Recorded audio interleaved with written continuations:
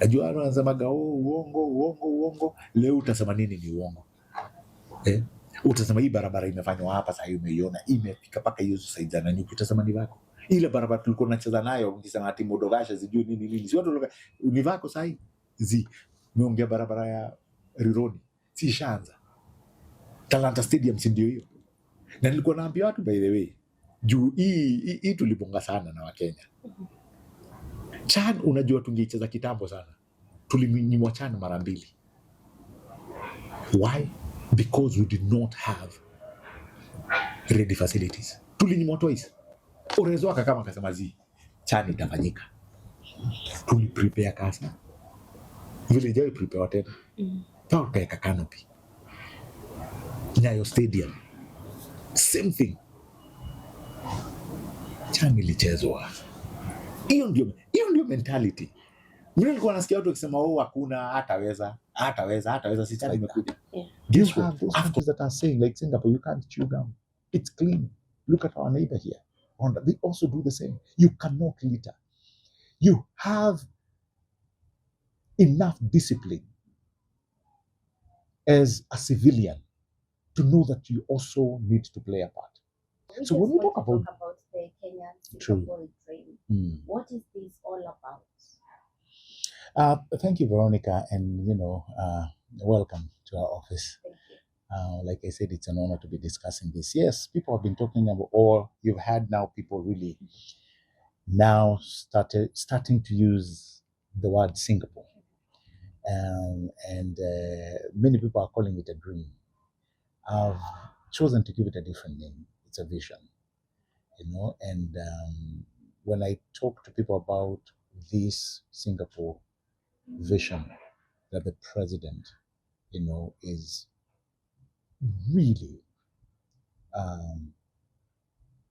putting out there, is so that we can understand where Kenya has been and where it needs to go.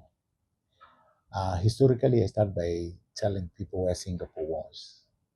And it's sometimes like the example I was giving you when we were offline. We tend to compare Singapore with some other nations that have come of age recently. But Singapore still stands out because where they were. A brief history of where Singapore was, and the reason why I think we've really picked Singapore as a case study is because 1965 they've been annexed out of Malaysia. Comes as a surprise because nearly half of the drinking water that they have is coming from Malaysia. 95% of their food is coming out of Malaysia, and here they've been annexed. Lee Kuan Yew looks at it. In fact, in some of the videos, I used to see them a long time ago in libraries when I used to read about Singapore. There's a rumor that he closed himself for 6 days. And people wonder, what was he thinking? What was he doing those 6 days? He had to save a nation called Singapore. He had to save his people. And he had to think not only critically, but he had to think big. What have I told you? They didn't have enough source of water on their own. They didn't have enough food. That's not only it. They did not have any natural resource. So really what they were staring at was annihilation of an entire population. So you have a leader called Lee Kuan Yew who starts by making hard decisions. Remember, Singapore is a swamp. Many people are living in fishing boats. And that's not only it. Malaria is a huge problem. But fast forward to today, the interventions that they put ensured that they did not stumble into success. No, they disciplined themselves into prosperity. So somebody said in many leaders, in many leaders. It comes a time where you have to choose between riding on the waves or you have to swim against the current. You have to go against the norms of mediocrity and make sure that you stand out to be counted. It comes out in leaders at a particular time. And this is where you make, and this is where you have your turning point. Many obviously will want to ride on the waves of comfort. And they said, okay, you've been elected as a leader. Well, let me move along with the masses. Finish your term, you look back, ki sera sera, whatever will be. But there are leaders who get to a point they say, we must change. And I think that's what the president has done. Looked at where Kenya is, where we have been. I mean, Veronica, three years ago, we were staring at a situation where we never thought we'd get ourselves out of. We were staring at defaulting on our obligations. When we looked at our infrastructure, the roads, most contractors had left the sites. Things had stalled. Pending bills all over, coming in. Oil and petroleum was an issue, you remember. Food, you may recall a time when people are walking, mandamanos were in the streets where people are wearing sufurias. You remember that time? The dollar was heading to 160, 200. Now imagine had we defaulted, what would have happened? So what does the president do? Initiated a raft of interventions. And guess what? Today we are here because somebody made the hard decisions. Remember, there were not popular decisions. There were hard decisions. And guess what? I can guarantee you today, history will remember that we had a man who made hard decisions when time mattered. And when it comes to the Singapore vision, as you say, it was built on discipline. Correct. And zero tolerance to corruption. Yes. What is Kenya prioritizing on right now? Actually, that's a very good question. You see, I remember when the president was campaigning, there was a time he used to say that he will set up infrastructures to make it so hard to be corrupt.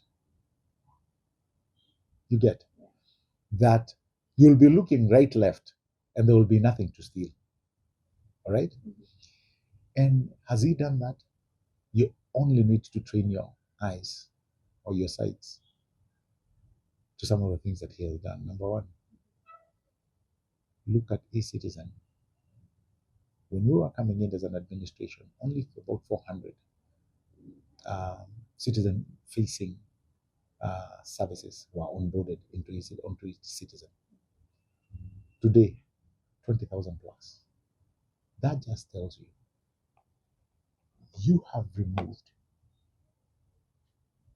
the biggest or the largest impediment that was making people to be corrupt, where they were spending money at source. Now, you are interacting with technology. Put in money, it goes directly to Treasury, the government coffers.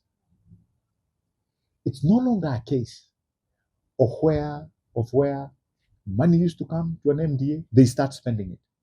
No accountability, nothing. So how do you fight corruption? Many people will be like, Mr. President, fight corruption. And I've said it many times. And sometimes people think it's controversial. But Veronica, let me tell you what. If today I'm in a department and I steal 1 billion shillings, for example,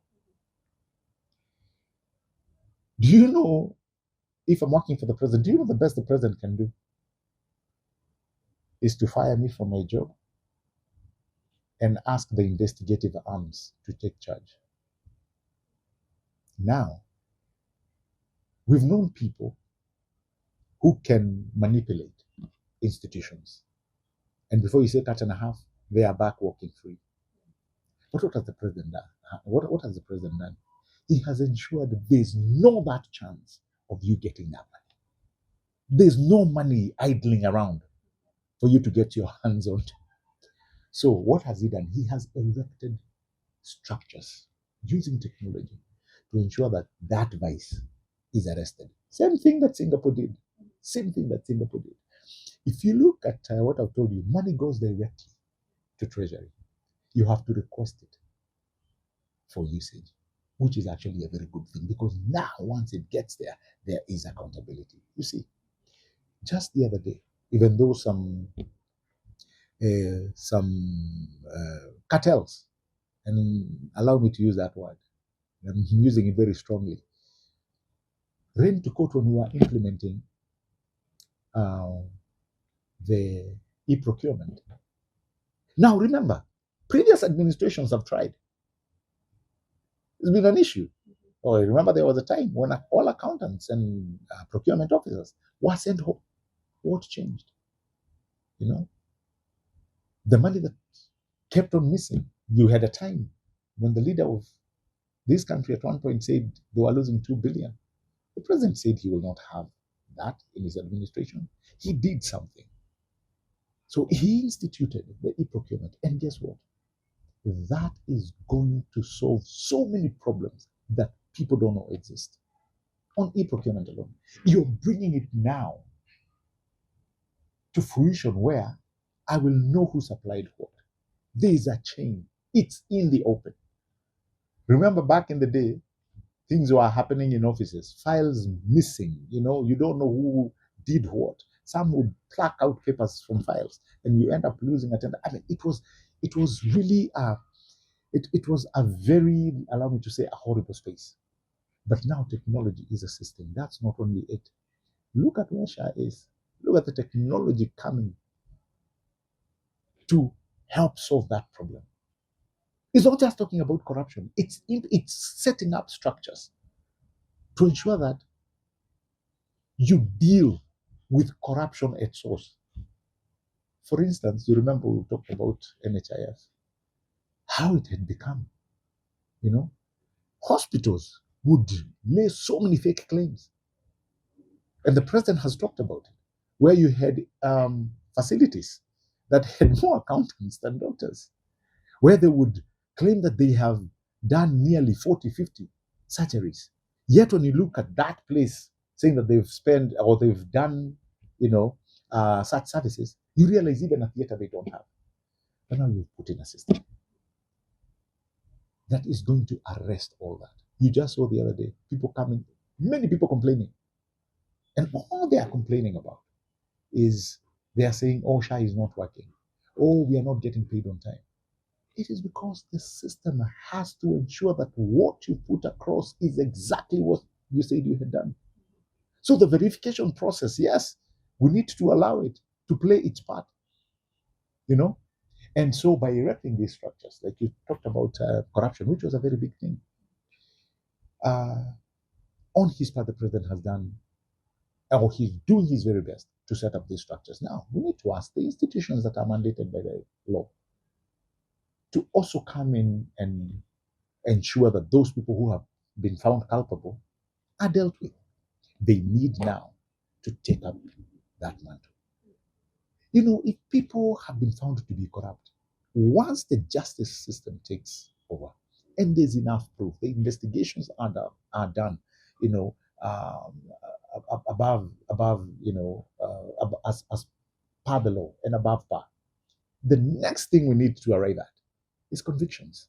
We need to see people, and here I'm talking about whether it's government officials, I'm talking about the middlemen, the cartels. People need to start serving serious jail term. That is how institutions will also come and help and aid in fight against corruption.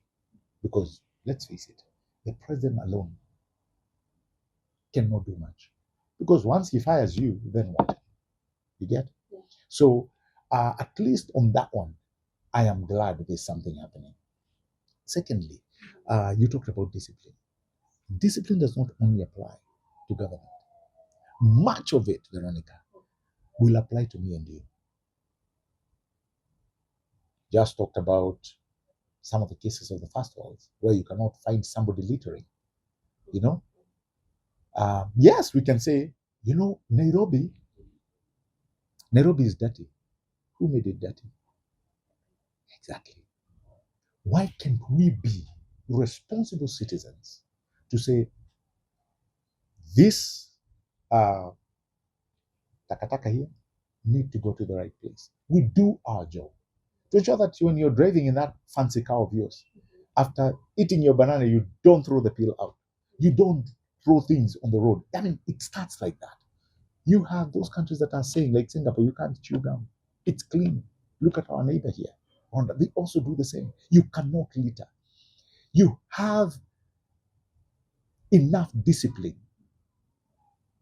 as a civilian to know that you also need to play a part. So when we talk about discipline, it has to apply holistically. Yes, people must be disciplined in their actions, but also most importantly, the population must also be very, very disciplined. Remember, this is the only country we have. Yeah. So as leadership play their part, we need to play ours. I was giving somebody an example, and I was telling them, I noticed the government had put guardrails on the roads. Yeah. Today, if you go, most of those guardrails they've been stolen by who? It's not government. When they light up an entire road like a superhighway, and you go all of a sudden and find all the wirings they've been stolen by who? The wananchi. What does that tell us? So we need to have what you call social responsibility. Most nations of the world who are into that realm of the first world, they have exercised that to the highest of percentages. Social responsibility. See ati unakaa unaamushwa unagonga. And I know sometimes I talk to young people about this. Sometimes it makes sense. You want to cross the road kukimbia katikati ya barabara. And yet, on top of you, there's a footbridge. So you wonder, how many minutes would it, have taken you? And here, you're doing it safely. You remember when Kibaki finished the Thika Superhighway? What happened? There were so many accidents until a meeting was called to see how are we going to look in this situation? How are we going to ensure that people don't die on a daily basis? And footbridges were built. So what does that tell you? People sat down, statistics were there, but are we responsible enough? Because even today, you see people running across a superhighway. And then you wonder, if you're hit, the first thing you will say, oh, serikali. No. We need to be responsible, when it comes to such matters. As government is playing their part, let us also play our part. Mr. Gabriel, you have spoken about how you talk to the youth. But in this vision, where do we have the youth who have gone to school, studied, and they have worked on their crafts, but still they do not have jobs? And it also comes to a program that has been running called the NYOTA Fund. Correct. Please just give us just explain it. How does this NYOTA Fund? Why does this NYOTA Fund only help the people who have not gone to higher level, who have not done higher level of study, and it's helping the people who have maybe reached class 8 and 4. Yeah. How does that work? I mean, good question. Where do the youth, what part do they play in the grand scheme of things and this good vision of taking Kenya to the first world? Definitely. They are in the middle of it, because they say, the youth are the trustees of our posterity. So any nation, and in in particular, where we find ourselves with a buzzing population where youth are the majority, we need to think first, but also we need to be creative in all our approaches. You've eloquently put it across that. What is available out there? Remember when the president was taking in was coming in, just sworn in, some of the challenges that confronted him was that bulging population. When you look at an intervention like the housing, this is a principle borrowed first worlds. This is what they did. If you look at both, even the country that we talk about, Singapore, the US, after coming from the Great Depression, this is what they started doing, infrastructure. But most importantly, housing in itself. It is actually a serious economic ecosystem. Many people may not realize it. Many people may not realize it. Because I have even had an elected governor, Veronica, an elected governor, saying that, Mr. President, we don't need these houses. We need you to build industries. Now let me ask you a question, Veronica, because I know you've traveled across Nairobi. Do you know a place called Industrial Area? You know it very well. By the east, it's surrounded by many slums. Do you know that? By the west, same thing. By the north and south. Yeah? Kibra, you name it. Mokuru, you name it. All these slums. Most of these people, when you're going to school or when you're going to work in the morning, you see a sea of humanity trekking to go where? To Industrial Area, correct? Yes. So to accept that philosophy of that governor, to accept that idea would mean then that all the people working in Industrial Area should be able to afford homes, right? Yes. But that's not the case. That's not the case. Because he's saying, sisi tutajijengea manyumba. How? The people already working in viwandani are not able. Yet in the slums and the shanties where they are living in, they are paying more. We've had cases where somebody is paying 4,000 for a place that you don't have running water. You don't have the social amenities, but you're paying that amount. Affordable housing and social housing has changed that. Running water. We were with you, Mokoro. You have, now it's actually like a model mini city. Yeah? Running water. You have piped gas. All social amenities. Security. You don't need to leave your house to go to the toilet. You don't need to leave your house to go take a shower. Everything is there. But the true genius behind this whole thing is, with time, you will own that house.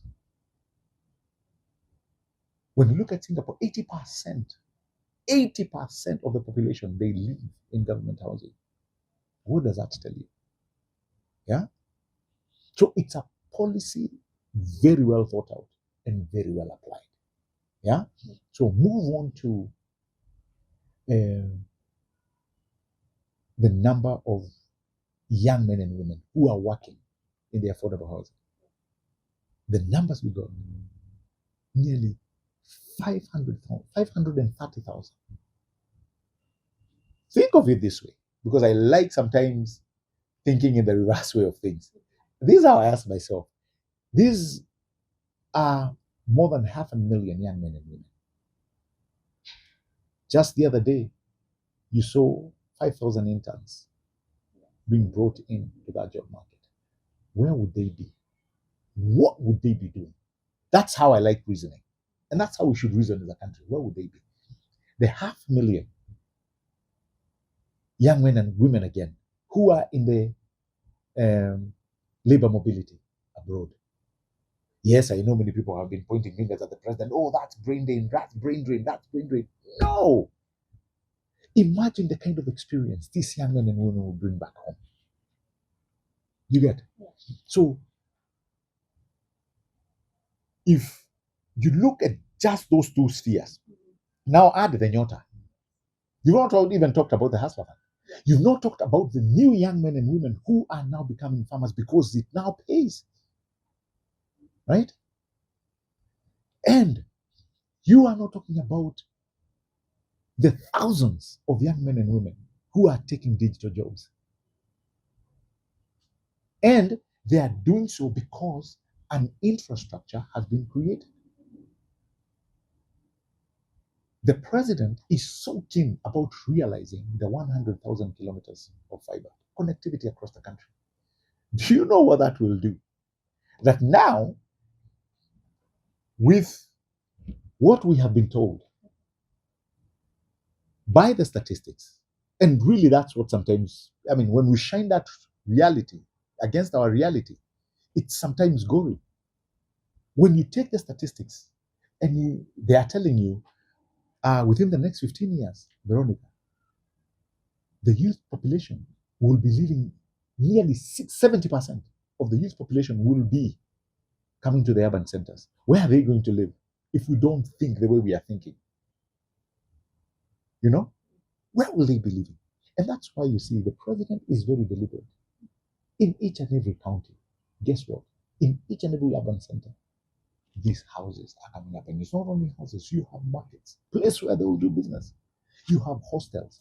Now you can go to a hostel, very well piped with the internet and all the amenities that you need. And you can work for companies abroad. And at the end of the day, keep tingling, money comes into your account, whether in dollars. I mean, so I've given you a raft of interventions that the president has done with nobody else in mind but the youth. When you come to NYOTA, and I'm glad you picked that demography, because it's very targeted. For the longest, Veronica, you've been in this town. Any person who was to ask you for a favor, and I know you've had an aunt, the first thing, even if you know a friend, do they have papers? You remember that was the thing. Do they have papers? So what does that tell you? There was this demography that has been left out for yonky years. Everything the president is doing is very deliberate. You have people who have skills, and we have seen. You had the tales in these affordable sites, affordable housing sites, where somebody comes and they know nothing. Know nothing. There's on-job training there. And for 2 to 3 years, that person is being taught by some of the best engineers. You had engineers. You had electricians on site. Quantity surveyors. All of them are on site, and they are working with people who are being put like on an apprentice. After 3 years, that person has gained more knowledge than many people will ever gain inside a classroom. You agree with me? So, what do you do after that?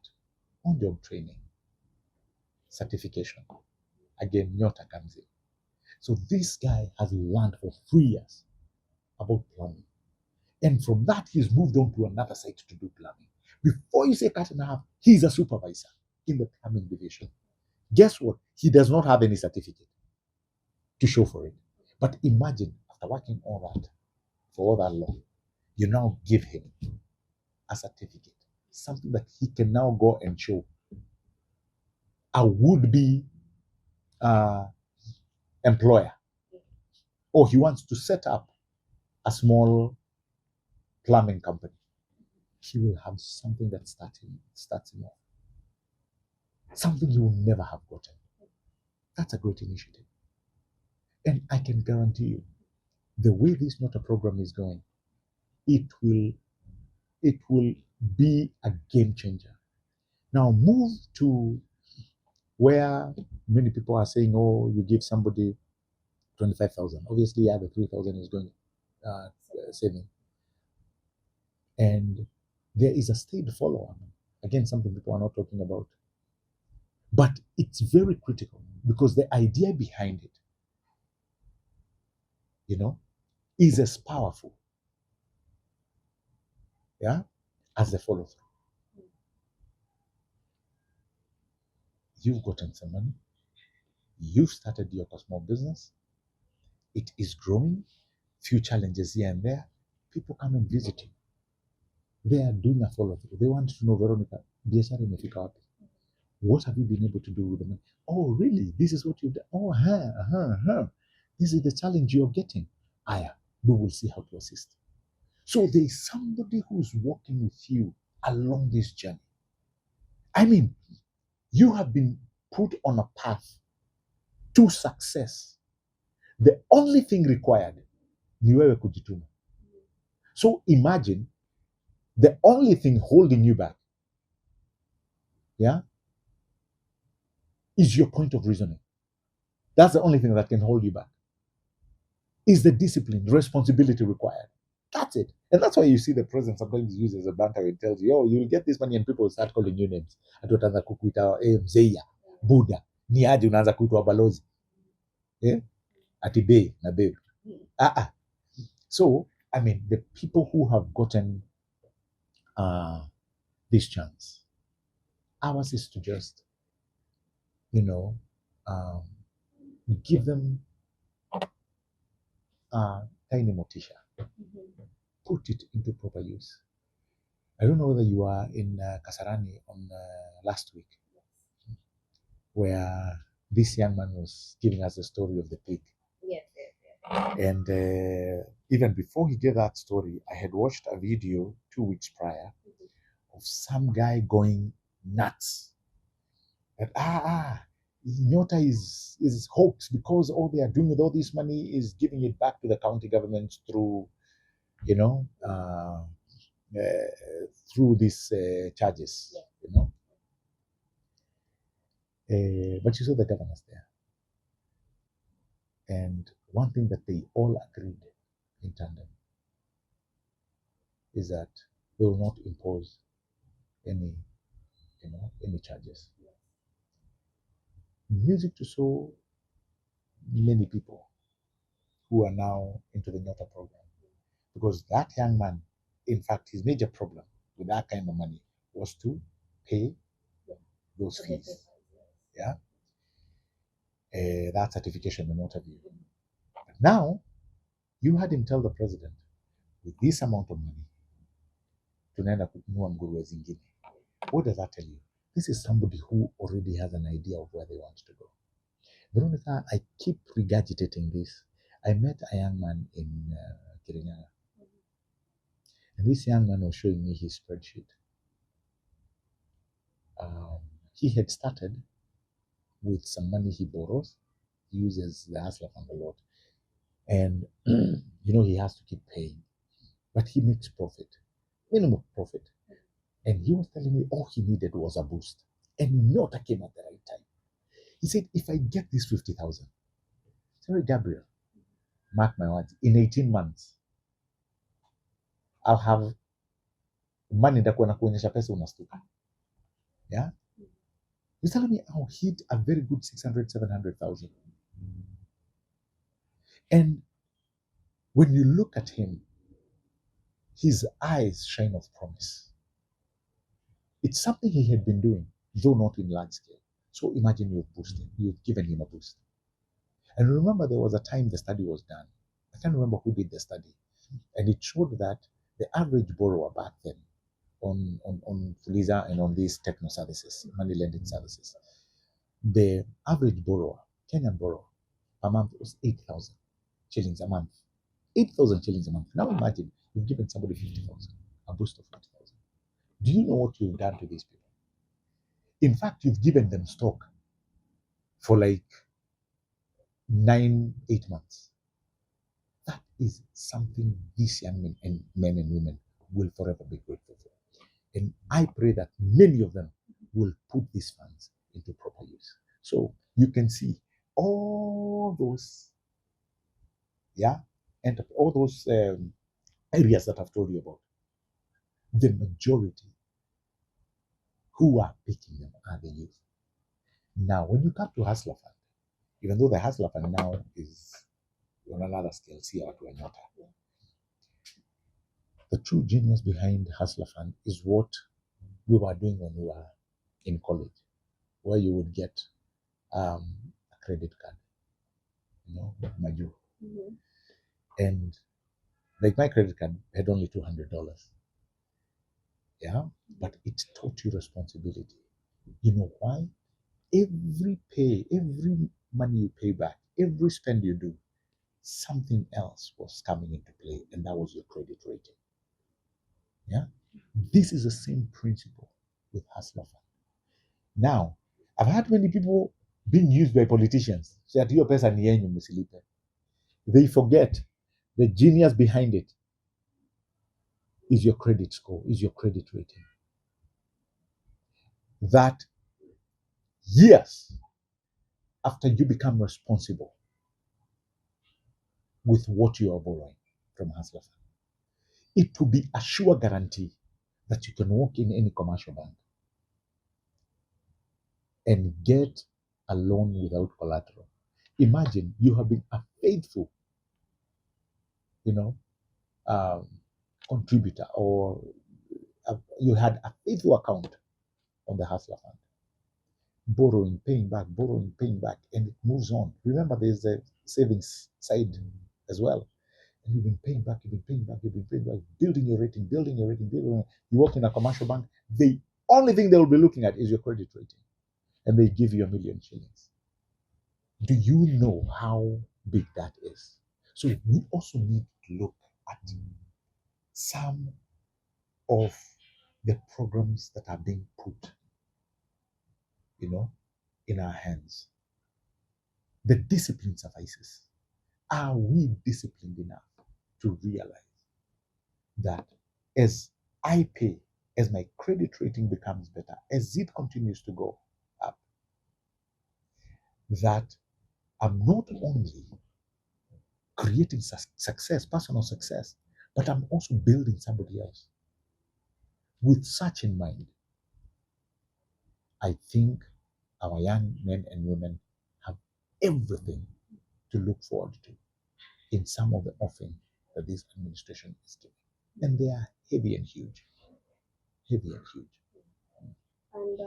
when it comes now, the government is, as you say, you have done a lot of projects, NYOTA fund, the affordable housing, but there are still critics. Yes. What is the government of Kenya doing to bring confidence to the people? Despite the critics. You will always have critics. The good point, though, it was an amazing wise saying that somebody said, it's not the critics who count. It's the man in the arena. And I love that. I love that saying very much, because what it says in the end, it says the man in the arena who is sweating, who is covered in blood, dust, and sweat, realizes two things.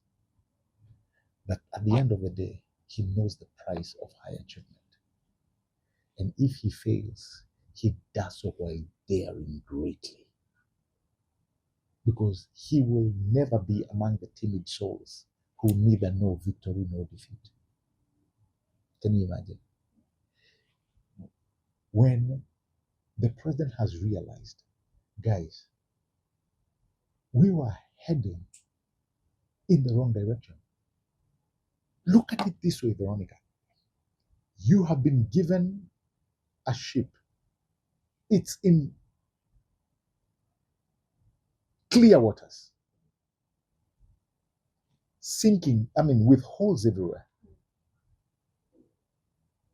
And you not only fix it, people are expecting that ship to capsize. You not only fix it, but guess what?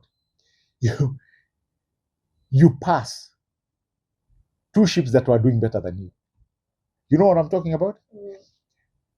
When the president was taking over, we were number 8, very economic. Today we are 6th. Surpassed 2 nations. People are wondering why we are still afloat. So critics will always be there. They can continue talking. I had the other day a senator, one of our biggest critics, Senator of Kiambu, telling people not to onboard onto this Singapore vision. And you know what he says? Number one is because Singapore does not have tea. So Kenya, we will not have tea. Oh, Singapore does not have coffee. Oh, Kenya will not have coffee. Now, this is an elected leader. This is somebody who you think should know better. Everything is at his disposal to creatively think, critically. But he can't. That's what he says. That tells you the smallness of his thinking. And sometimes I call it the weight of mediocrity. Will blind so many from understanding President William Ruto's vision. But you see what? That's not our work. Once you've trained your sights to taking a people on this journey, you can't be sidetracked. You can't be sidetracked. And that is why I like when you talk about many people giving examples. We started with giving examples, right? Yeah. We said, look at Dubai. When will we ever be like UAE? Or be like Qatar? Be like Paris, London, and all these other first world countries. It's good to give these examples, Veronica, but people are afraid of using the principles that these people applied, these nations applied to be great. Yeah. So that's all we are doing. And a great wise man said, when it comes to matters style, flow with the current. Matters principles stand like a rock. That is what my president is doing. Let the critics do what they may. Let them talk how they want to talk. But tell you what, Kenya is now being steered clear of the turbulent waters. We've left that behind. All of us at some point thought we were going to sink. It was very hard when we were starting to tell people that we are planning to build a very modern stadium. Might actually be one of the best stadiums in the world. But guess what? A few months later, we have it. Go to Bomas, see what is coming up there. Be one of the most amazing conference centers in our region. Politics has played part of it today that we don't have a new airport. But guess what? We are starting a new airport. We are going to change this country, so help us God, with critics still yelling haiwezekani. And let me tell you, when I tell people, when somebody does not have the testicular fortitude of seeing what a great country can become, it does not matter what you tell them. It does not matter. Ushasikia watu wakisema kupigia mbuzi gitaa. Exactly. So we would be doing ourselves a major disservice kushika gitaa tunapigia mbuzi. You can't. No. We move with the people who believe in this vision. And guess what? With time, all the rest will look and realize, these guys were actually serious. Guess what? They did it. Nelson Mandela teaches a very good lesson. And this is what he says. It all appears impossible until it is done. Let them watch. And tell me, running. Yeah, tell me about Talanta And Stadium. just a little bit about the political status of the country. The politics of things. Yes. Uh-huh. Where are we heading to political wise? We have the different political parties right now. Yeah. And where are we heading to? Veronica, to be honest, you know, our democracy, I mean, this is what we said we wanted in terms of democracy. My opinion on this one I would give you is what would be best for Kenya when it comes to the political formations, you know? I remember at one point, the president was so keen on this that a nation like Kenya, even though we are still struggling with democracy, to be honest, is to have just like two big parties, three, if you will. And here this is my opinion. I'm not telling people, oh, no. And these parties are formed based on deliverables, state promises, and great manifestos. Because, I mean, apples to apples, if you compare the manifestos, 2022 of what Azimio had and what, you know, Kenya Kwanza had, they actually believed. Actually, you could have married the two. You know, housing was discussed. Universal healthcare is part of it. You know, quality of life, of living, high quality of living, part and parcel of these manifestos. So sometimes you wonder, what is the big problem? Why can we all just say, guys, let us come together on this common vision, and do what? And create or build a better country that all of us are going to be grateful for. That when we look at our education system is the best. You know, our quality of life, the best. You know, standards of living, rather. You know, when it comes to matters healthcare, the best. Infrastructure, the best. And if you have to look at some of the things that we've been able to do, Kenya is made up of resilient people. If we can build something like what you've just seen here at Talanta, if we can build some of the roads, the road networks that you're seeing here, we can actually go ahead to becoming great. You know, I mean, when I talk about the resilience and some of the things that, you know, we've lived through, just the other day, the president was giving a good example of what we've been able to contribute in terms of NSSF since independence. Can you imagine? Since independence, we've only contributed 340 billion. That was what was in our coffers, 2022. He comes in, changes the strategy. In less than 3 years, we are now at 640 billion. In other words, we have doubled those contributions in 2 years. We, for the longest, we have talked about 100% transition in our schools. Great idea. But we left behind integral parts that would go to qualify that vision. Classrooms and teachers. This is the time we are uptaking that now. Building more classrooms to be able to cater for all this population of students. Not only that, 100,000 teachers employed. You know what that means? It translates to 5,000 teachers hired every year since independence. Now we have it. When we look at services like citizen services, the passports and IDs, what does that tell you? We are heading in the right direction at great speed. Now imagine if we had started this 30 years ago, where would we be? Yeah.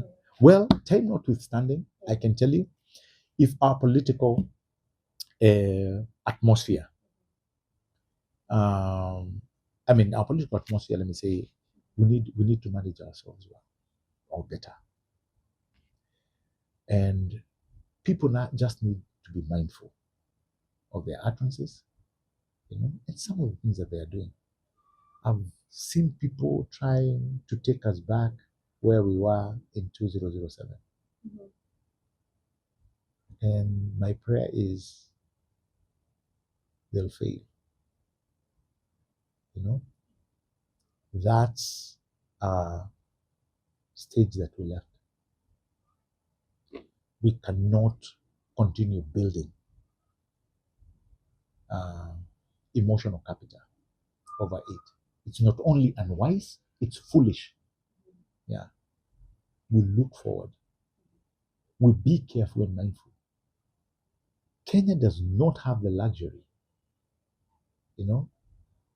of self-destruction. We cannot. And any person thinking that they can take us back to that period, I think they are not only lost, they are blind to so many things. So our politics notwithstanding, Veronica, I'm praying that we are going to be able to behave right. As we heard, we are just a year and a few months removed from the general election of 2027. I hope reasoning and the most important thing that will speak for what we've been able to do is our scorecard. And I can tell you, it looks so good at this point. It looks so good. Yani, Singapore is on site. Yeah. Insight is actually insight. They say Singapore insight. Tunaionea hapa. And we are going to find another time to discuss broader when it comes to politics. Yes.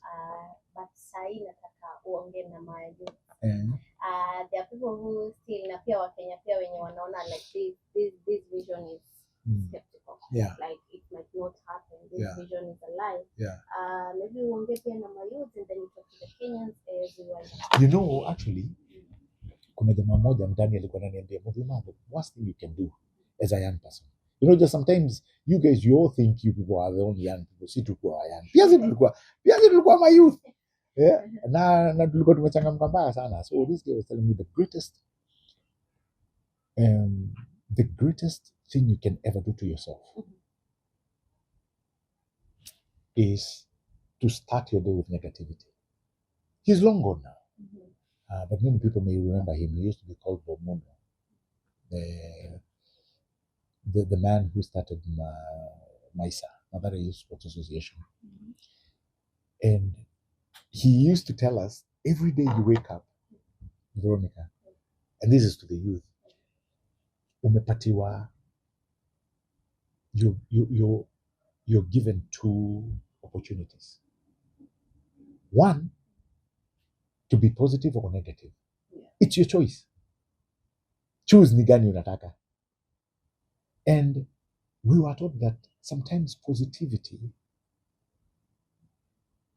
brings positive energy. And I've come to realize it's very true. So madama kama mnanisikiza, this is very true. Nikiamua ndaamka, niingie mtaani ama naenda mahali naenda gloomy, nikiona mtu hata kama sijakunywa chai, nikiona mtu sitaki kumsalimia hata kama ni best yangu aishia, I'll be like that for the entire day. If I wake up and choose to be, ni aje unaendeleaje, mimi niko poa, nini ati niko fiti, uhai, niko sawa, mimi si mgonjwa, nini naenda kuhaso, na hope Mwenyezi Mungu atatuonekania. When you build such positivity, you pull that energy. This was something taught to me when I was a very young guy. And I've come to realize it works. I've told young men, every time you wake up, you have to choose which energy you're going to apply. Yeah. And to many nawaambiaga, choosing a positive energy. Yeah. Kila saa ukiangalia, si kudhani kuna roadblock mahali. Don't look at things that way. Kuna saa zingine unasaidia, hapana, me I'll do this to the best of my ability. Ile bridge kama kunayo pale tutavuka tukifika, but for now you know, they build youth. Kitu ingine ni discipline mazee, na tujichungia hapa. Saa zingine si udhani ni lazima tukarawa akue ndio yake discipline, ama lazima kuwe na authority ya kuweka discipline. Sometimes you get wrong. Discipline, as a matter of fact, Veronica, wacha nikustue, discipline gives you the freedom. Ushashikanisha hivyo, hata fikiria hivyo, hujawahi fikiria hivyo, wacha nikwambie, discipline gives you the freedom that you're looking for. Kama sasa unataka kuwa professor, discipline yako unajua ni nini? Ni buku. It's not easy, lakini usiku utakukuta ukikram manini, hiyo ni discipline na instinct. Ndiposa freedom ya kuitwa professor ifike. So sometimes we don't look at it that way. If you want to be the best doctor, discipline yako ni kwa research na mavitabu. Freedom yako ni wewe kuwa daktari. You get? Tunasema tunataka kujenga nchi ma youth, tunataka ma jobs. Discipline ni lazima tuiapply, ndivyo freedom yetu atukipatiwa job uvutwi kesho. Juu nini Veronica? Juu una discipline. In fact, somebody was telling me, and this is good, I want to tell my youth, kama tunapiga stories za jaba, wakuta coach hata si wa Kenya, coach Mjerumani alikuwa anatuambia wanafundishaga kitu ingine yote, training, ball skills, nini, kila kitu. Imagine the only thing they won't be able to teach you, discipline. So I think mna expect nani afunze discipline kama we will teach you everything else. The only thing we will not teach you is discipline. Meaning that is inspiration. That is inspiration. So hizi country tunabonga kama majamaa wa yani, hizi vitu zote tunabonga, the countries you want to be, hata wakati wengi wenyu wanaenda ka place kama Doha, angalia mmeenda kazi majuu, check vile ya watu behave, na sio tunaendaga na tunaingilio life yao. So that tells us we can also be disciplined. Jumio na Wakenya mazee, jamaa ameland country nyingine afanye zile vitu walikuwa na duku, ati umetoka umekata maji ya sukuma unarusha nje ya dirisha. Meaning that we can learn. Tunafuata kanuni za barabara za hizo countries zingine. Saa zingine watu huenda majamaa wa yangu huenda, meaning pia hizo kanuni tunaweza fuata hapa. So discipline is very important when it comes to our personal growth, but most important kwa my youth, hii negativity mingi tuiache.